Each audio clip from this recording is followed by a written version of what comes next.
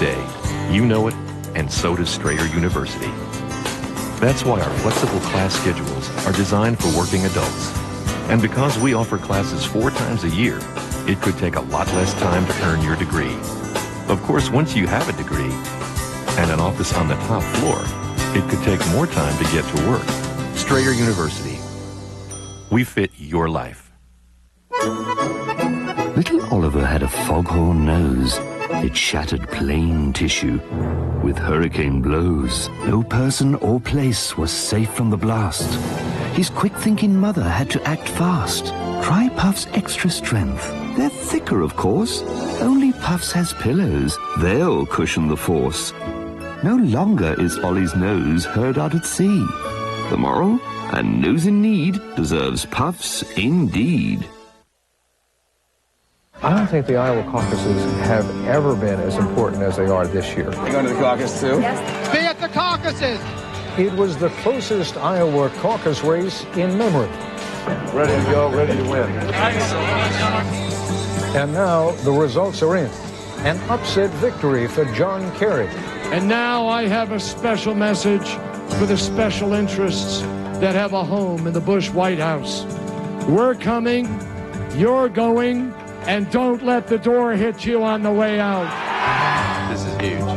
A surprisingly strong showing for John Edwards.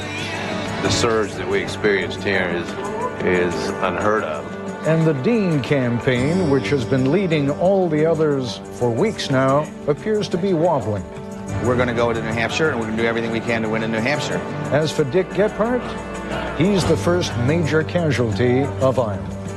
My campaign to fight for working people may be ending tonight, but our fight will never end. It's a whole new ballgame in the Democratic presidential contest. Tonight, vote 2004, the Iowa caucuses. From ABC News.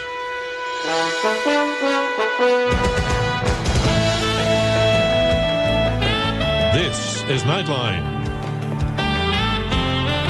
Reporting from Washington, Ted Koppel. It was over much earlier and far more definitively than most of us had expected. Dick Gephardt, who needed the win in Iowa just to survive in this presidential race, came in a crushing fourth and clearly has no illusions about what that means. He has already dropped out of the race. Howard Dean has the money and the organization to keep going despite this evening's results, but he appears to be this year's main example of the Iowa paradox. Here, after all, is a state that will send only 45 delegates to the Democratic National Convention. A candidate needs 2,161 delegates to win the nomination. Obviously, you don't spend millions of dollars and weeks of your life campaigning in Iowa for that handful of delegates alone.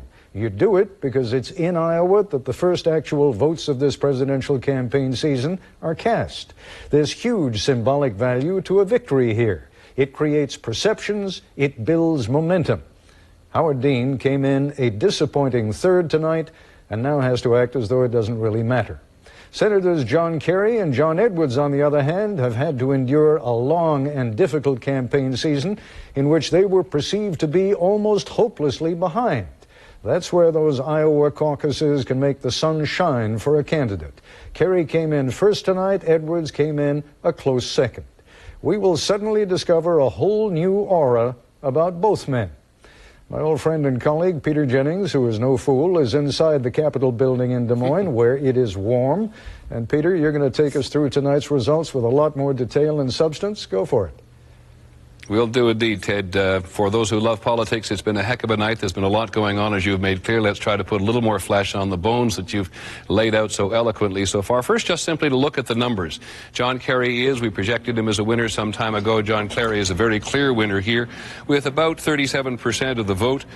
John Edwards, as you point out, comes very close second with about 31% of the vote. Howard Dean, farther back at about 18%. These numbers change, as you know, when the caucus results continue to come in. And as you pointed out, it is a very disappointing result for Richard Gephardt from next door, Missouri, who kept as brave a face as anybody right up until the very end. Now, we learn from people going into the caucus, this time we call them entrance polls, not exit polls, but we ask people all sorts of questions about their intentions today. The Democratic Party here thinks this has been a record turnout. They're not absolutely sure. That is still, by the way, a very small number of people in a very small state with a very few number of delegates for the Democratic Convention. However, 55% of the caucus goers tonight were first-time voters. 35% of them voted for Kerry, 24% for Edwards, 22% for Dean, and 11% for Richard Gebhardt. 41%, and you talked about things changing in the last minute. There was a poll here over the weekend showing John Kerry and Edwards coming on at the last moment. The comeback kid, Senator Kennedy, called Kerry tonight. 41% of the caucus voters did make their decision in the last week. 39% voted for Kerry, 35% voted for Edwards, 14% voted for Dean, and 6% voted for Gebhardt. Now, the war was a big issue here. We discovered it all over the state, talking to people on the weekend, and Howard Dean had made the war a big issue. Here, in many ways, is one of the most interesting pieces of information of the evening. 50% of the caucus goers, remember these are for the most part Liberal Democrats, said they strongly disapproved of the war in Iraq. And 34% of them voted for John Kerry, who voted to support the war and spent an awful lot of time trying to explain himself to Democrats. 29% of them voted for Dean. Let's check in very briefly with campaigns themselves. ABC's Kate Snow has been covering John Kerry. Kate, we know there's terrific enthusiasm in that camp tonight, but what do they now think are the immediate possibilities? And that may be an understatement, Peter. It is absolutely electric inside the hotel just right across the street here. They think things are really looking up for them. I spoke with Mary Beth Cahill. She's the campaign manager for John Kerry. She tells me they go into New Hampshire now with a completely different race. The lay of the land totally different. She said the old order has fallen away. She also noted that John Kerry was written off as dead, in her words, just a few weeks ago, but he was able to pull this out in part because of all the things you've mentioned, Peter, because he was able to get the support of so many first-time voters, because he appeared, in their view, presidential, and people wanted someone who they thought would be a clear alternative to President Bush. Peter.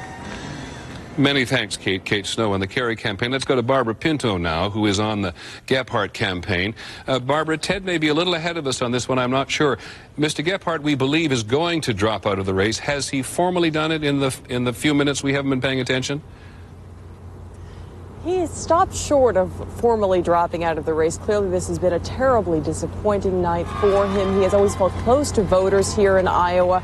He won here in 1988. He was predicting a repeat again this time around, but that did not happen. In a very emotional speech to supporters, he thanked his family, he thanked the unions who came out for him, he thanked all of his supporters, and he came close to bowing out, saying that his campaign may end. He has canceled his scheduled trip to New Hampshire this evening. Instead, he is flying home to St. Louis, where he is expected to make a more formal announcement tomorrow. Now, from the start, he said he would bow out if he did not win Iowa. Clearly, that would not happen. He did pledge his support, however, to whoever comes out ahead. Peter? Many thanks, Barbara Pinto. It makes sense, of course, for Mr. Gebhardt to go home to St. Louis. Tonight, it's very interesting. Everybody who knows Richard Gebhardt over a long political career has praised him as a public servant. In fact, when John Edwards was making his victory speech tonight, one of the things he did was go out of the way to say that Richard Gebhardt had laid the base for Liberal Democrats in many respects all across the country. Let's go briefly to ABC's Bob Woodruff, who covers the Edwards campaign. Here is a man, Bob, who did better than most people expected tonight, even though he'd showed up pretty well late in the polls. Yeah, and those expectations are interesting, Peter, because what the campaign will tell you is what they complain about most is that he has just not gotten the kind of visibility up until now that he deserves. I'll tell you what I have witnessed on the trail this whole week, as one of the only correspondents in the networks out here covering him, is that as he went through this week, you saw this very gifted, this immensely gifted speaker attracting more and more people on this trail. They told us that they saw in him someone who could definitely beat George Bush. One of his favorite lines, one of the lines that got the most attention and applause from the people that he talked to as the week went on was, imagine me, John Edwards, on one side of the debate table and George Bush on the other. Wouldn't you love to see that? People really resonated to that one. And I'll tell you one more thing. He's got a secret weapon that no one really knows quite much about, and that is his wife, Elizabeth. She is a very good campaigner. She went out and campaigned independently of him this week, and she also really resonated with the voters, the people out there. Peter? Many thanks, Bob. Bob Woodruff with the Edwards campaign. Let me turn very quickly to ABC's George Stephanopoulos, who knows as much about politics as anybody in this shop. What do you think George Bush would think this evening? I think he's surprised and not all that happy. I mean, I think the Bush White House would love to have run against Howard Dean, and they probably thought he was going to win here in Iowa, although some of them thought Dick Gephardt would. But right now in this Democratic race, it's rich with possibility for each candidate, but also rich with peril. Look at John Kerry. He won big tonight, big win, but now he's going to have the spotlight on him. Well, specifically the spotlight on him in New Hampshire, because there's a guy up in New Hampshire waiting for him called Wes Clark. Wes Clark. Now, Wes Clark, though, has been planning for a race against Howard Dean, most importantly of all, and now he's got to recalibrate. Also, he's had the field to himself in New Hampshire the last 2 weeks. He's going to get attacked by all the other candidates. Stay with John Edwards for a second, because does John Edwards now make the decision to go up to New Hampshire and fight, or does he wait and go to his more native part of the country and for the primary in South Carolina? Exactly the question I asked the senior strategist in that campaign tonight, and they said, listen, it doesn't make any sense to go straight to South Carolina. We want to play in New Hampshire. We want to keep the momentum going. We're not going to run away from New Hampshire yet, but of course he'll hit South Carolina this week. Now, I think everybody who watches Nightline understands that the press, along with the political establishment, helped to set the bar tonight and will set the possibilities for the 8 days ahead, particularly in New Hampshire. This is a field day for political analysts, you think? No question about it. And these 8 days are going to be 8 very long days with a big debate coming up on Thursday night, and 8 long days for Howard Dean. He's been gut shot here. He is bleeding. He's got to turn it around in 8 days. You think he can turn it around in New Hampshire? Is there any evidence that he can't turn it around in New Hampshire, where he's dying much stronger in the polls than he did here? He was very strong, but he's been dropping. We'll see now what he's made of. Okay, as we said, full of possibilities. Many thanks, George. Back to you, Ted, in Washington. After a very exciting evening here, we're all going to get on a plane now and go to Washington for the President's State of the Union address tomorrow, and then get to New Hampshire just about as quickly as we can. For one thing, there is one more debate. We'll have the coffee and toast waiting for you when you get here. Thank you, Peter.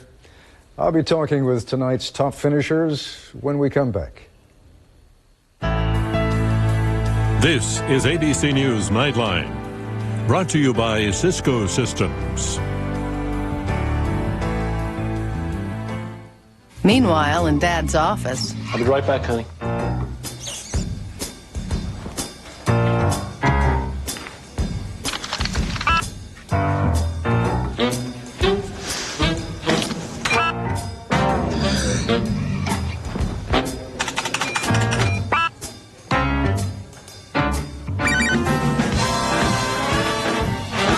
Defending the network from human nature. This is the power of the network, now. Before you take Prilosec OTC for heartburn, there's something you should know. You have to keep taking it for 14 days, heartburn or not.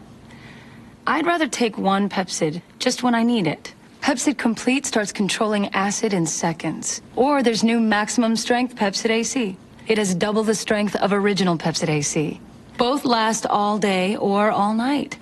1. Now, that's a number I can live with. Pepcid, just one, and heartburn's done. This week, Peter Jennings in Washington for the President's State of the Union address, and new information on how more sleep can help you solve problems on World News Tonight. Introducing Subway's new Atkins-friendly wraps with under 11 net carbs, like the Chicken Bacon Ranch Wrap and the Turkey and Bacon Melt Wrap. No, they won't forgive you for downloading your thesis, but their carb-controlled goodness will help atone for your recent pasta faux pas. The new Atkins-friendly wraps from Subway. Good, so you don't always have to be. Get a delicious Subway low-fat fresh value meal. A low-fat sub, baked lays, and a 21-ounce Diet Coke for a terrific price. That's right, eat low-fat for a low price. Only at Subway. Why's a rich guy like you riding a bus? Now you can win Jack's stuff. A 2-year lease on his new Ford Thunderbird, or a trip on his private jet, or his Kawasaki motorcycles, or jet ski watercraft, or even a trip from Florida to Hawaii from Orbitz. Plus, you have a 1 in 4 chance of instantly winning other cool prizes. See rules or buy any medium or large combo meal, then sip, rip, and win. Yes! You might even win Jack's wallet. Dad? Don't ask. A few minutes ago, I spoke with Senator John Edwards. Senator Edwards, you have become renowned during this campaign for having really good humor and maintaining the high road, but at some point or another, the smile had to become real. You were fighting an uphill battle until when? Well, it really was until about 2 weeks ago, because there had been all these negative attacks, one candidate criticizing and attacking another, and about 2 weeks ago, this positive vision and message of hope and optimism finally drove through all that. It was very difficult for it to get through, but when it finally drove through, it just took off like a firestorm, and that's what we see tonight. And I think, by the way, this is a momentum and a movement that will continue through the other states as we go forward. You're hopping on a plane for New Hampshire almost immediately after this interview. And the question really is, are you going to focus most of your attention on New Hampshire now, these last remaining days, or are you going to go right for the Carolinas? Well, I'm leaving later tonight to go to New Hampshire. I'll spend most of the next week in New Hampshire. I will go to South Carolina some point during the week just to make sure I touch base with the folks there who are running my campaign, and I talk to the people in South Carolina. I was born in South Carolina, so obviously I have a strong presence there and a real comfort there.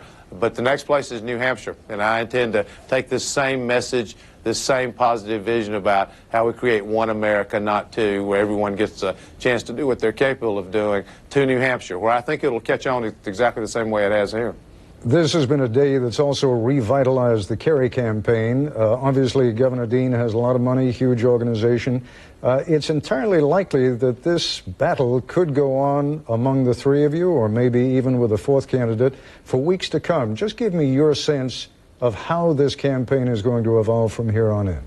Well, from the very beginning, Ted, I've run a national campaign and prepared for a long campaign. We've got operations and television running in many states all over the country, all of the early primary states. We're organized on the ground because I actually believed that this was what was going to happen, that this thing would go on for several weeks or maybe several months. And so I'm very much in this for the long haul. We feel very good about it, very good about New Hampshire. Then we go to South Carolina, Oklahoma, places where I'm very naturally strong, then Tennessee and Virginia. So we feel very good about the lay of the land and where we go from here. But most important is I believe this message that I used here in the state of Iowa and that caught fire will work every single place in this country. Senator, nobody who's been watching this interview will have even a hint of an understanding of how complicated it was technically and how gracious you've been. So I thank you very much and wish you continued good fortune. Thank you, Ted. Thank you very much. Earlier tonight, I also spoke with Governor Howard Dean. You know, I'm reminded, Governor, of what Abe Lincoln said many years ago about the little boy who stubbed his toe and said it hurt too much to laugh, but he was too old to cry. Is that an appropriate? And he said that after he lost an election. We kind of forget that Lincoln lost elections too. No, this is the first battle in a long series of battles. They say in Iowa, if you finish third, you get your ticket punched to New Hampshire, and that's what we did. Now, a year ago, if you'd told me we were going to be third in Iowa, I would have just been delighted.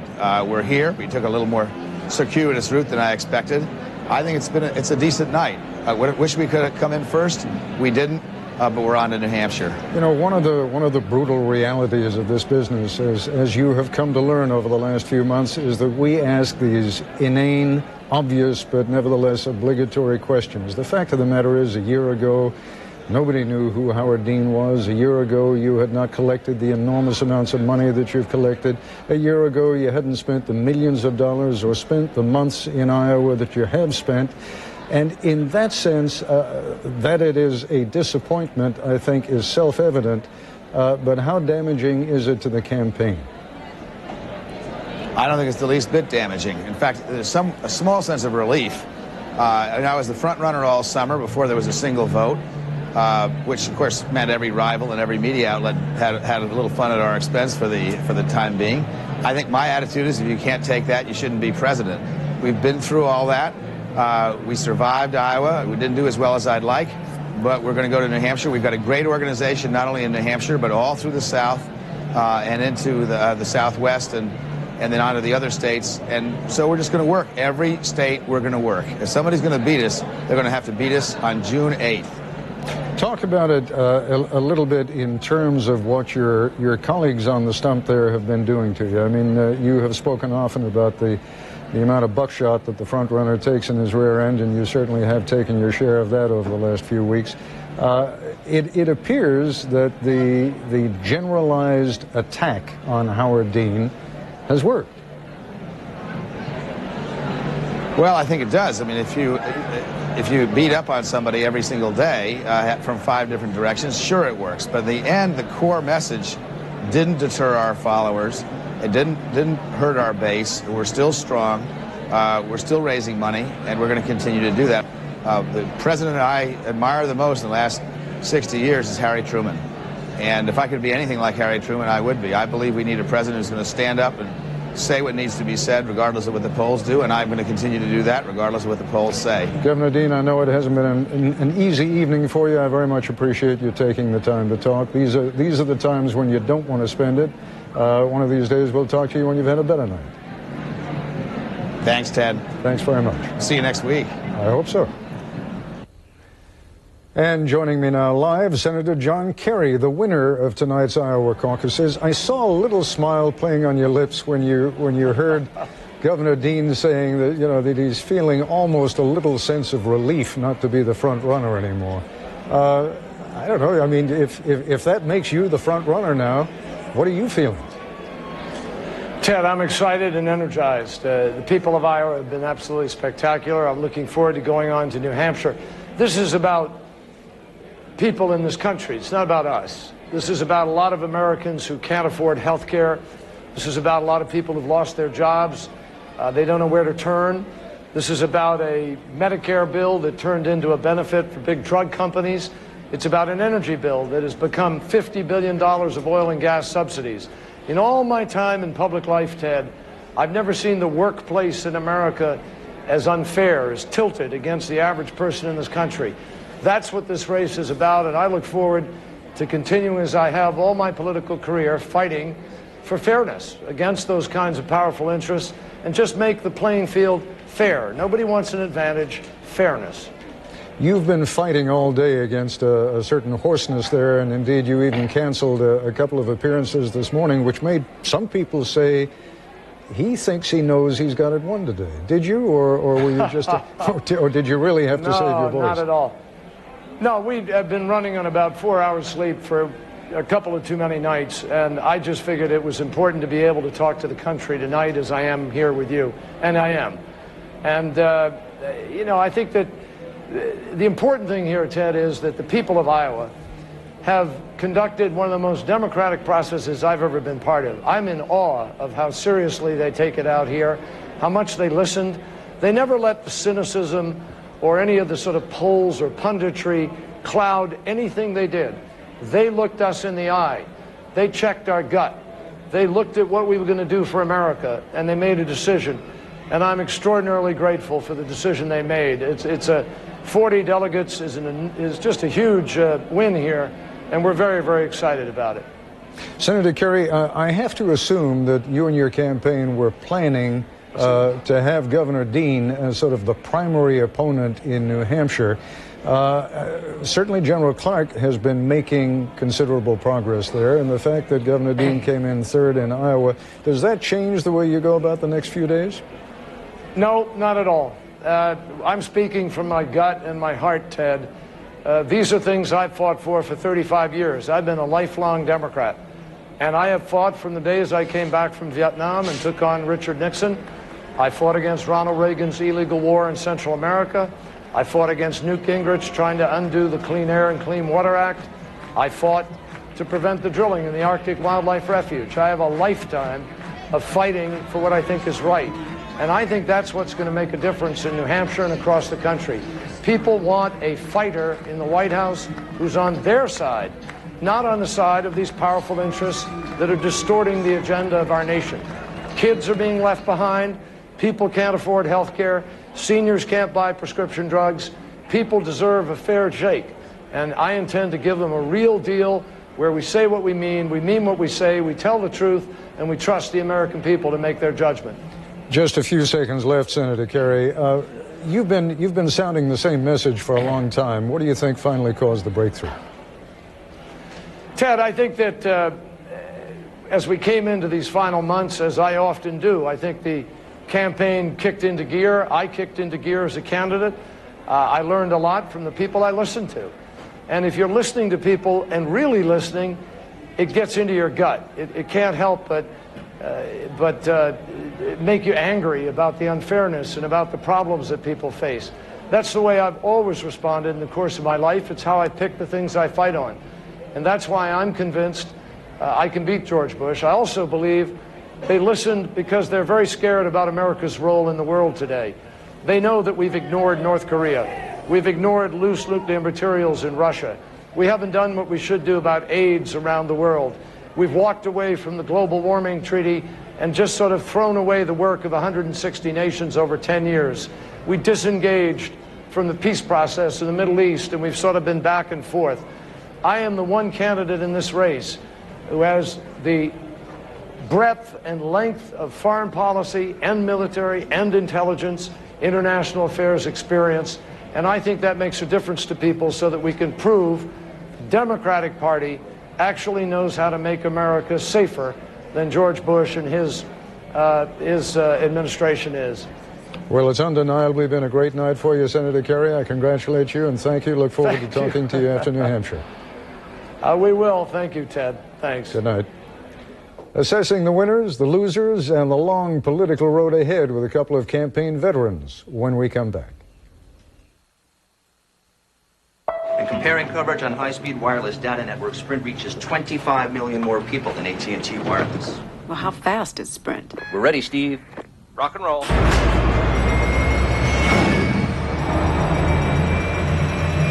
Large files could download quickly. Let's look at Sprint. In business, you need both speed and coverage. 1-2 punch indeed. Get better high-speed data coverage. Get the facts at Sprint.com. One Sprint, many solutions. A few years ago, I get this pain. It's no big whoop, just a little heartburn. Yeah, a burning, piercing fireball right here. So I cut down on the foods that bother me. I changed my diet. I worked out. Even my mom tries to help. Son, try sleeping on an incline. So I slipped some 2x4s under my bed. Oh yeah, my wife really loved that one. Then I started drinking that chalky stuff, popping acid reducers, and it all helped, but the pain keeps coming back 2-3 days a week. Okay, finally visit my doctor. He says it's acid reflux disease and prescribes Prevacid to help prevent the acid and heal the damage. So I take it like he says, and guess what? It really helps stop the acid pain. How's that for a happy ending? Prescription Prevacid actually helps prevent acid where it starts by turning off many of the pumps that produce it. Prevacid has a low occurrence of side effects such as diarrhea, abdominal pain, and nausea. Other serious stomach conditions may still exist. Ask your doctor for more information and if Prevacid is right for you. Help prevent the acid with Prevacid. It's a top 10 list only John Stossel could dream up. 10 lies and myths we all buy into about guns, money, happiness, even colds. A special 2020 Friday. The news where you live never stops, and neither does News 2. Charged with especially aggravated kidnapping. And these robbers are no amateurs. The team that uncovers relevant information. You may have to wait a while for police help. And delivers a straightforward newscast that won't waste your time. You ever been busted by a guy with a Santa hat on? How'd you get that straight? I like Baltimore. What? Go with it. Get straight to the point. 7 days a week. With News 2 and WKRN.com.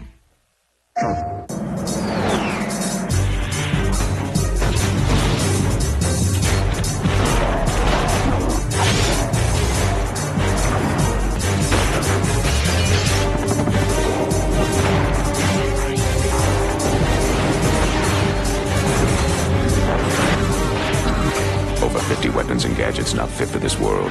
Ratchet and Clank going commando. Rated T for teen.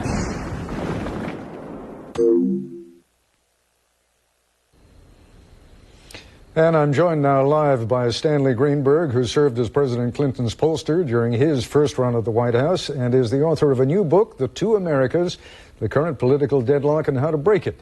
Also joining us is Mike Murphy, a Republican political advisor whose clients have included California Governor Arnold Schwarzenegger and Senator John McCain. I say you're joining us live because you deserve credit for having sat here this late.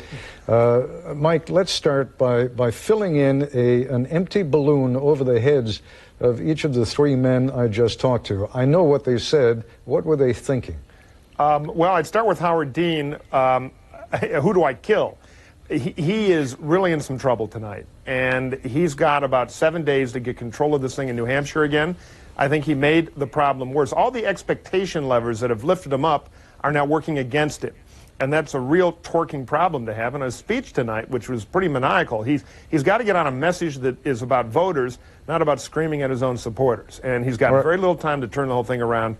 The other two, I think they're both ecstatic. Either one of them, both Edwards and Kerry, couldn't have wished for a better outcome tonight. And they're both back in the race with a vengeance, particularly Kerry, who's in a very strong position now. Stanley, fill that empty balloon over Kerry's head for a moment. For sure, they're gleeful. It's a good night for the Democratic Party, a good night for those two candidates. I think a good night for America. This was a very impressive double. The turnout of the 2000 election, a real spirited primary that produced, I think, a very promising result. Now, what I think we're facing here now, but the two of you will tell me what reality is. Mike, you first. This race could go on for a very long time. Yeah, the only thing stopping it now, the original theory of it would go very quickly, which I, among others, kind of thought would happen, is now blown open. But it's still very expensive, and there are limited resources. So I don't think it'll be a huge attrition fight like we saw in primaries years ago because of the condensed schedule.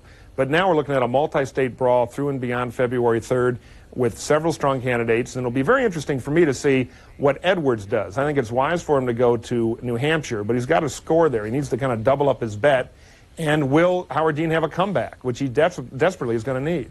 The fellow we haven't heard from, Stanley, is General Clark. And how does he fit into the equation? Well, the problem for him is momentum. I'm a great believer in momentum, and this compressed schedule gives a great premium to momentum, which is obviously favors very strongly Kerry coming out of this process, and Edwards gets a lot of help, and they will very quickly be tested to further that momentum. It's very hard, I think, for Howard Dean, given what happened here and the momentum going down coming into this, going down in New Hampshire, probably will go further down. I think it'll sort out, I think, more quickly than that. There'll be a race, obviously, right through the last primary, but I think we're going to have a front runner, a pretty strong front runner, pretty early. At which point does the message take over and displace money and organization, Mike? Does that ever happen? Well, it happens really starting tonight because the money and the dollars, the typical campaign stuff, help you in the early states. But then you want to ride the momentum wave, which is all about the free media you get by winning something. And the contrast tonight between John Kerry, who had a very message-oriented speech to position himself to the whole country and light up the 10 or 12 states that are going to count, and Dean's ranting and raving couldn't have been a more stark indication of what has been right with Kerry's campaign in the last 12 days and what's been wrong with Howard Dean's. I know who got the most votes tonight, Stanley, but in a sense, does Senator Edwards come out of this as strong as Senator Kerry? Well, when you get the most votes, you get momentum that comes with that. He obviously had organization here, and I think when you listen to the candidates tonight, both of those candidates had, not just a good performance tonight, they had very clear messages. There's a reason why they took up 2/3 of the vote, in these caucuses, and that's going to drive them to the, to the front immediately in New Hampshire and South Carolina. Gentlemen, again, I thank you for staying up so late, and thank you for insights. Stanley, Mike, appreciate it very much. Thank you. I'll be back in a moment. With the Iowa caucuses now behind us, many of the candidates have already jetted to another small, snowy state, New Hampshire. A preview when we come back.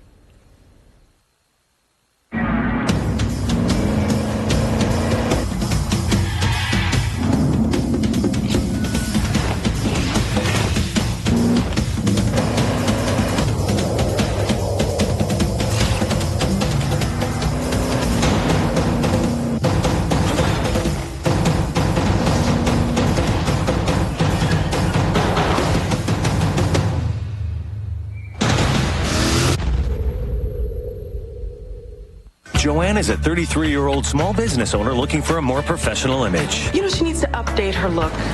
a lot. You need to project an image that is attractive and interesting. Joanne is ready for the ultimate makeover. We're just so excited. What a difference. It looks great. Joanne now has new computers, cordless phones, PDAs, and new furniture. Office Depot Total Office Solutions. Technology, furniture, and smart ways to put it all together. It's absolutely changed my life. From the man that brought you The Stand, Carrie and the Green Mile comes his first weekly television series. Inside this skull is the biggest, scariest, haunted house of them all. Welcome to Kingdom Hospital, a place medical science can't explain. Kingdom Hospital is haunted. Cool. Yes, it is. Stephen King's Kingdom Hospital, coming Wednesday, March 3rd to ABC. There are lots of vacancies. Read the book, then watch the series. The Journals of Eleanor Drews, now available wherever books are sold. Chevrolet introduces 10 new models of cars and trucks. Your Chevy showroom for Middle Tennessee is Walker Chevrolet in Franklin. Start your 2004 in a shiny Silverado as low as $15,826. Trailblazers only $21,999. Or catch an Impala starting at $16,603. Walker Chevrolet Oldsmobile. Integrity is our standard. Visit us just east of I-65 off Highway 96 Franklin. Walker Chevy Olds. We'll be there. You can do it, man. Just relax and follow through. You know, it never hurts to get a little help from an expert. So when I have foundation problems, like cracks in the sheetrock or doors that won't close, I go to the experts at Ocean Foundation Repair. They use the patented cable lock system, and you get a lifetime transferable warranty. Nice going. Ocean since 1933. Fix it with Ocean. And fix it for good.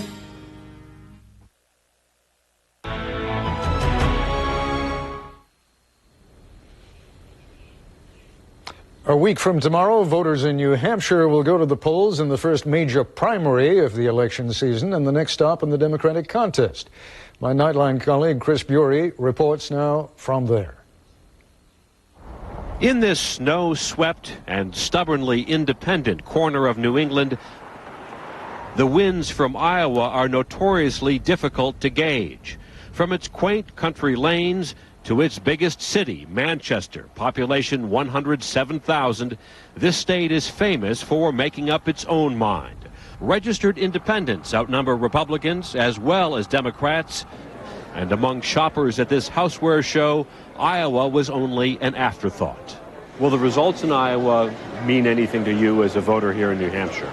Not necessarily. Their vote in Iowa is not going to make a difference to me. I'm going to vote the way I like to vote. Are you going to be swayed one way or another by what happens in Iowa, you think? Absolutely not.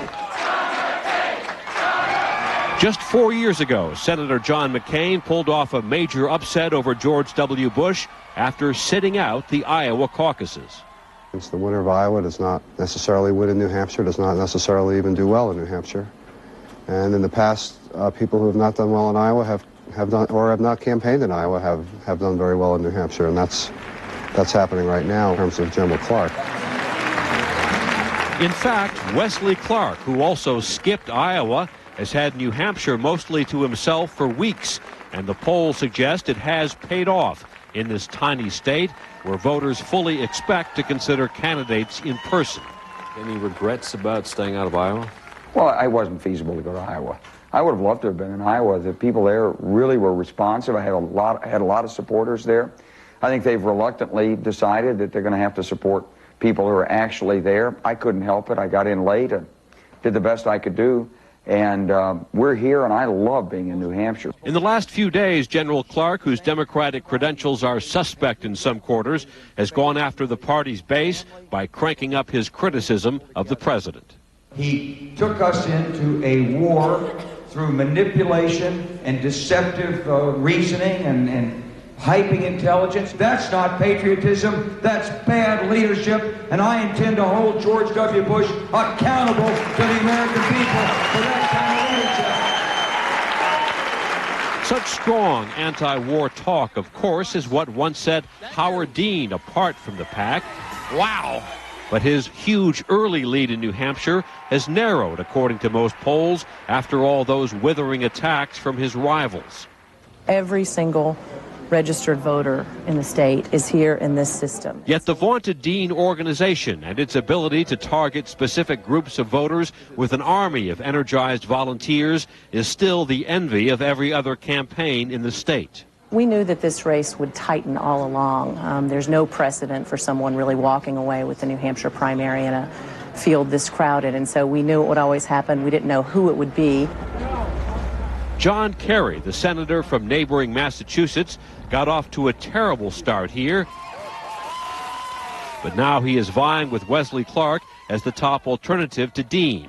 And Kerry has the backing of the state's most visible Democrat, former Governor Jeanne Shaheen. I think people have been undecided in this race, and as they're looking again at the candidates, they're looking at John Kerry because he's speaking to what they care about, and they know he'll be a fighter for them. The other senators have not yet caught on with New Hampshire voters, even though Joe Lieberman rented an apartment so he could spend more time here. So when they say I can't change Washington... And John Edwards has been spending lots of money on television ads, but with a week to go, many voters are still shopping around. I'd say there's a large number of voters, probably somewhere in the area of 40% or so, who could still switch from one candidate to another and maybe to another over the next week. The overwhelming issue among activists, I believe, has to do with electability, who can beat Bush. That's what I've heard from the very beginning, who can beat Bush. And tonight, as the preliminary Iowa results trickled in, the John Kerry camp here in New Hampshire was clearly encouraged.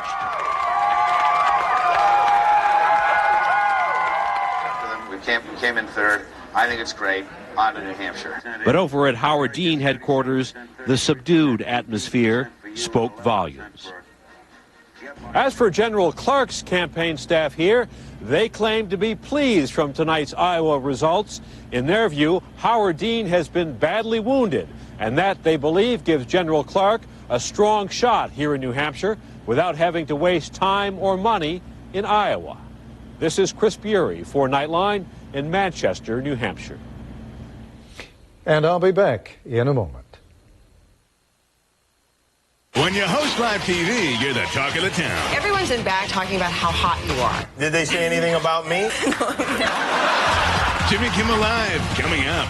George Lopez here. I want you to join me at the Bob Hope Chrysler Classic, where celebrities and PGA stars play together. That's right, I'm going to play. Bob and I have a lot in common. We both love telling jokes, both family men, and we both look great in knickers. Come on, man, whiten out. How about that? That's really something, isn't it? Bob Hope Chrysler Classic wrap-up Thursday and Friday. Live coverage this weekend. Welcome to Kingdom Hospital, a place of healing and hope. Are you a good doctor? It's like the whole mess is healing itself. What happened here? Medical terms? Miracle. But Kingdom Hospital has an evil secret that will not rest. There's a child in terrible trouble. Her name is Mary. She's gone. Now, when you lose a patient at the Kingdom, they'll be back to haunt you. Someone's there? Little girl? For the first time ever, Stephen King brings a weekly television series to ABC. What are you? Kill her. What kind of place are you people running here? Did you see them? How can we stop it? This spring, evil has no cure. I think that you're in real danger. Stephen King's Kingdom Hospital. There are lots of vacancies. Coming to ABC March 3rd.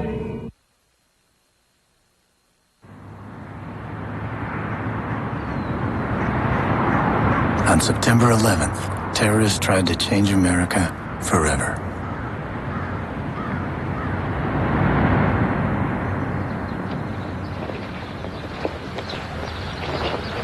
Well, they succeeded.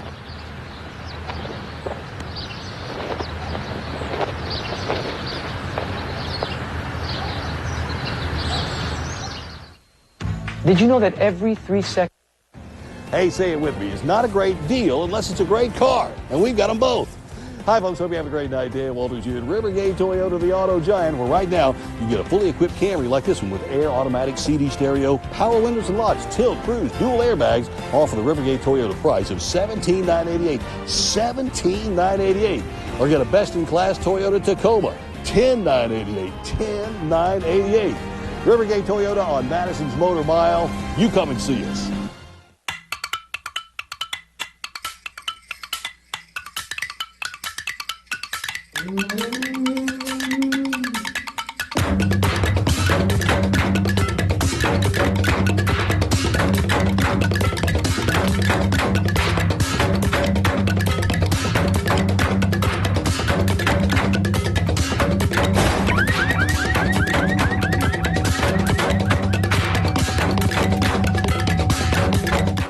TriStar Health System welcomes Bill Cosby, a mini-pro comedy tribute to Lipscomb's Allen Arena, April 30th at 8 p.m. Tickets at Ticketmaster or the Lipscomb box office. All proceeds benefit the Mini-Pro Cancer Foundation. Presented by Clear Channel, American Airlines, and News 2. Considering facial plastic surgery? Then go to Ask an Expert at WKRN.com. Dr. Mark Clymer will answer your questions. What are the latest and safest techniques, and are there non-surgical options? Ask an Expert from Clymer Facial Plastic Surgery and News 2. Tomorrow night for live coverage of President Bush's State of the Union address. It'll be starting at 9 p.m. Eastern Time. That's our report for tonight. I'm Ted Koppel in Washington. For all of us here at ABC News, good night. This has been a presentation of ABC News. More Americans get their news from ABC News than from any other source. ABC Wednesday on an amazing all-new Celebrity Mole. Let the games begin. 6 remaining celebrities face their toughest challenge yet. Now go left. And while one tries to sabotage the game, That's just too much. another